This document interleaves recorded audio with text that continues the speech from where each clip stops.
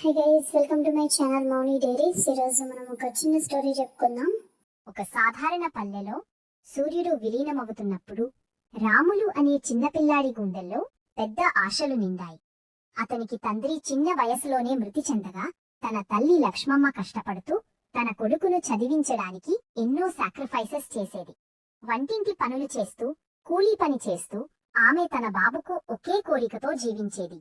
నా బాబు పెద్దవాడై మంచి ఉద్యోగం సంపాదించాలి. రాములు చదువులో అద్భుతంగా ఎక్సెల్ చేశాడు. అతనికి పుస్తకాల్లోనే కాకుండా అమ్మ యొక్క ప్రేమలో కూడా మునిగిపోవడం ఇష్టం. కాలం గడిచింది. రాములు పెద్దవాడయ్యాడు, నగరానికి వెళ్లిపోయాడు. మంచి ఉద్యోగం దొరకడంతో తన తల్లిని మరచిపోతాడు. మొదట్లో రోజూ ఫోన్ చేసేవాడు, కాని ఆ తర్వాత బిజీ అయిపోయి అతని తల్లి కేవలం అతనికి నచ్చిన పచ్చి బియ్యం చూసి ఆ నోటి రుచి కోసం ఎదురు చూస్తూ ఆకాశాన్ని కాపాడుకునేది అయింది. ఒకరోజు రాములు ఇంటికి తిరిగి వచ్చాడు. లక్ష్మమ్మ వంటగదిలో ఉన్నప్పుడు ఆమె ఆనందంగా చెప్పింది, రా బాబూ, నువ్వు ఇష్టపడే పప్పు పులుసు చేస్తా. కాని రాములు తన ఫోన్ చూస్తూ, అమ్మా, వీటన్ని పల్లెటూరు వంటలు, నేను ఇప్పుడు డైట్లో ఉన్నాను అని అబద్ధంగా చెప్పాడు. లక్ష్మమ్మ కాసేపు నిశ్శబ్దంగా నిలిచి, నీకు రుచిగా ఉండాలని ప్రేమతో వండాను బాబూ అంది.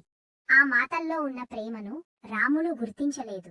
కొన్ని నెలల తర్వాత లక్ష్మమ్మ అనారోగ్యంతో పడిపోయింది. రాములు వస్తానని చెప్పి కాని పని బిజీగా ఉండి రాలేదు. ఒకరోజు ఫోన్ వచ్చింది. అమ్మ లేరు. రాములు పరుగెత్తుకుంటూ ఇంటికి చేరాడు. వంటగదిలో అమ్మ అతనికి పెట్టిన చిన్న బియ్యం సంచి కనిపించింది. దానిపై ఒక చీటీ, నీకు నచ్చే వంట చెయ్యలేకపోయినా నా చేతి బియ్యం నీ జీవితానికి శక్తి కావాలని ఆశిస్తున్నా బాబు. ఆ మాటలు రాములును దెబ్బతీశాయి. అతను కన్నీళ్లు ఆపుకోలేకపోయాడు. అమ్మ చేతి బియ్యం ఇప్పుడు మిగిలింది ఒక జ్ఞాపకమే. ఈ కథలో అమ్మ ప్రేమకు బదులు ఏదీ ఉండదు. బిజీగా ఉన్న ఆమెతో గడిపే సమయం జీవితంలోనే పెద్ద సంపద. Thank you for watching. మీకు ఈ స్టోరీ నచ్చినట్టయితే లైక్, షేర్ అండ్ సబ్స్క్రైబ్ చేసుకోండి. మరిన్ని స్టోరీస్తో మళ్ళీ కలుద్దాం. Bye bye.